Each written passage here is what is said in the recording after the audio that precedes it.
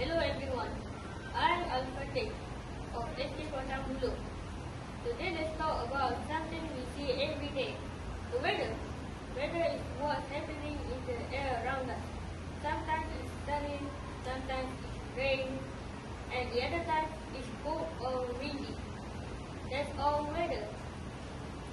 The sun warms up the earth, but not every place get the same amount of heat. This is why we have different weather. One place might be sunny, and cooler places might have clouds or rain. Weather affects our life. It tells us what to wear if we play outside or we need to an umbrella. It even helps plants grow. So the next time you look at the sky, think about how cold weather is. It's always changing and making the world interesting.